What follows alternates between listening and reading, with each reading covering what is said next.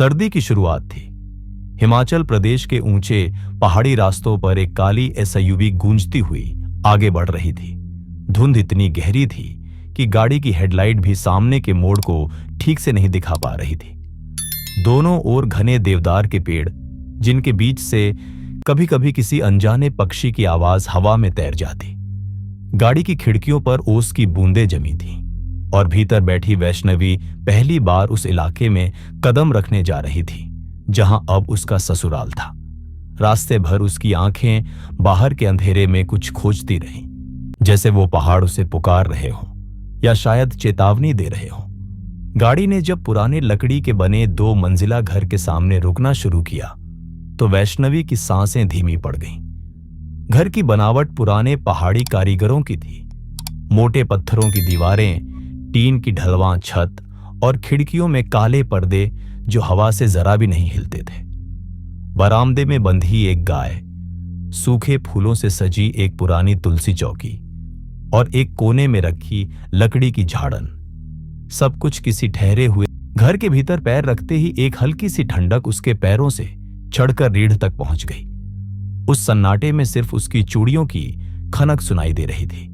दरवाजे पर हल्दी और सिंदूर की एक पुरानी सूख चुकी रंगोली अब भी बनी हुई थी, जैसे किसी पिछली बहू का स्वागत अधूरा रह गया हो। घर के सदस्य मुस्कुरा रहे थे, लेकिन उनकी आंखों में जैसे कोई दबी हुई या कोई अनकही बात थी। सबसे ज्यादा अजीब बात यह थी कि वहां हर कोई धीरे बोल रहा था, जैसे कुछ न बोलने की कसम खाई हो। वैष्णवी को जिस कमरे में ठहराया गया वो लकड़ी की अलमारियों और पीतल के आईनों से सजा था।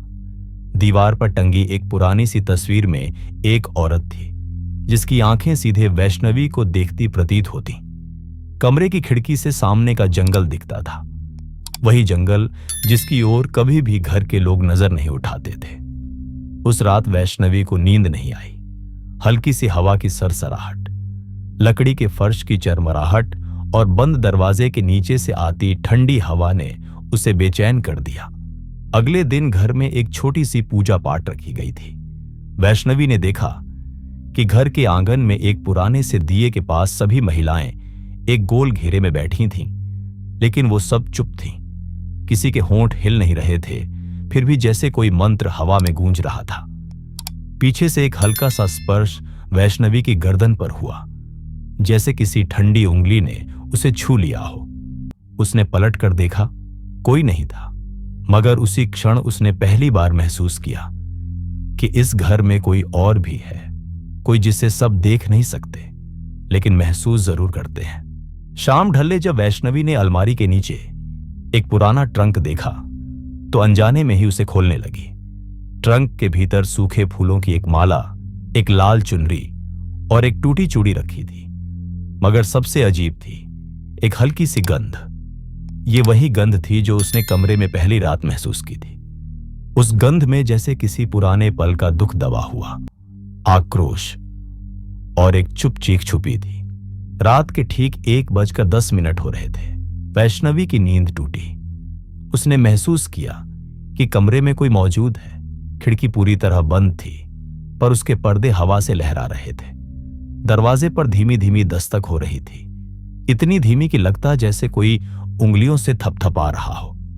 और तब वैष्णवी ने पहली बार वह परछाई देखी। दरवाजे के नीचे से एक साया झांक रहा था। किसी के पांव थे, मगर उल्टे।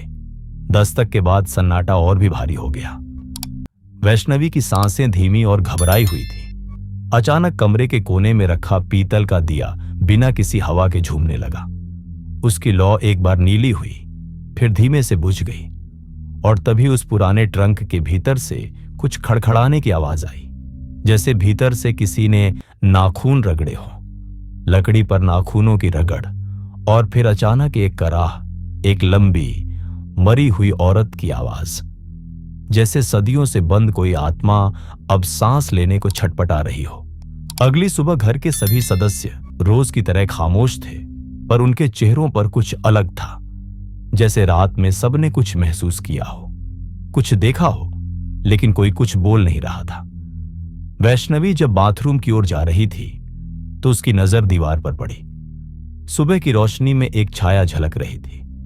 उसकी अपनी परछाई के बगल में कोई और थी।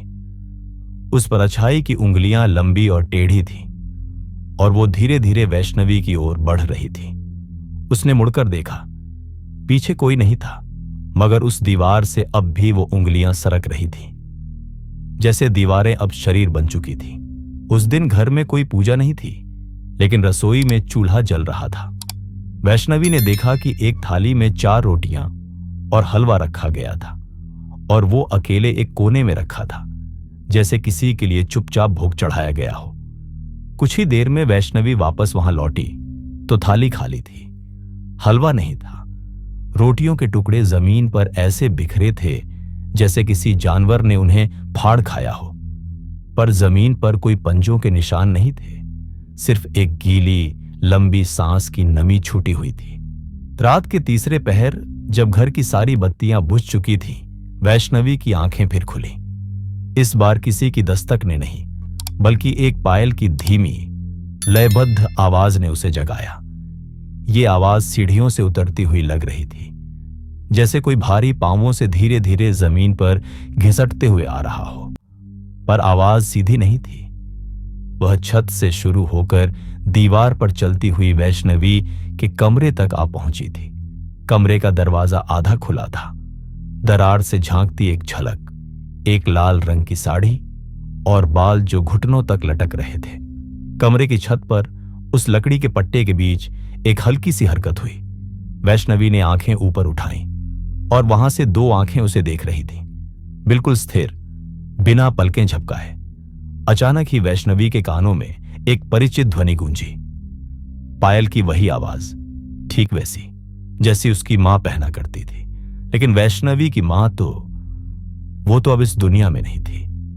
आवाज अब भी आ रही थी और साथ ही एक फुसफुसाहट, एक टूटी बिखरी फुसफुसाहट जो कहती थी, मुझे आजाद करो, अघोरी के श्राप को तोड़ो। अगली सुबह वैष्णवी ने देखा कि घर के पिछले हिस्से में जमीन का एक टुकड़ा बाकी घर से हल्का नीचा है, जैसे किसी तहखाने का रास्ता हो। वहां घास नहीं उगती थी और मिट्टी हमेशा गीली रहती थी। उसने जैसे ही उस जगह के पास कदम रखा, घर की एक पुरानी घड़ी उल्टी दिशा में चलने लगी। हर टन के साथ हवा भारी होती जा रही थी। वैष्णवी ने नीचे झांक कर देखा, वहां एक सीढ़ी थी, पर अंधेरे ने उसे पूरा निगल लिया था। किसी ने उस तहखाने को बंद किया था, पर उसकी सांसें अब भी बाहर आती थी। वो रात की चांदनी धुंध से ढकी थी। कमरे में रखे शीशे में वैष्णवी जब खुद को देख रही थी तो उसकी परछाई उसके पीछे से नहीं बल्कि सामने से हिल रही थी। वो जहां खड़ी थी उसकी परछाई वहां नहीं थी, उसकी जगह कोई और खड़ा था। वैसा ही चेहरा, वही गहने, वही लाल साड़ी, पर आंखें पूरी काली। शीशे की परछाई अब मुस्कुरा रही थी। वैष्णवी नहीं, वो परछाई मुस्कुरा रही थी। और एक बार फिर से धीमे से आवाज आती है, वैष्णवी, तुम ही हो जो मुझे आजाद कर सकती हो, उसे अघोरी के श्राप को तोड़ सकती हो। क्या था उस घर का राज? किसकी पायल की आवाज वैष्णवी को परेशान कर रही थी? कौन थी वो लाल साड़ी वाली औरत जिसकी परछाई और उसके नाखून बार बार वैष्णवी को दिखाई देते थे? क्या कहना चाहती थी वह औरत वैष्णवी से?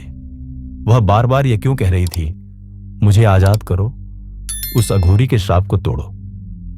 क्या वैष्णवी इन सब का सामना कर पाएगी, या फिर उसकी आत्मा भी उसी घर में कैद हो जाएगी उस लाल साड़ी वाली औरत के साथ? ये सब जानने के लिए मिलते हैं अगले संडे शाम 6 बजे 13वीं की रात के एपिसोड 2 में। चैनल को सब्सक्राइब करना मत भूलिए, और अगर आपको ये एपिसोड पसंद आया हो तो नीचे कमेंट करके जरूर बताइए कि आपको सबसे डरावना पल कौन सा लगा।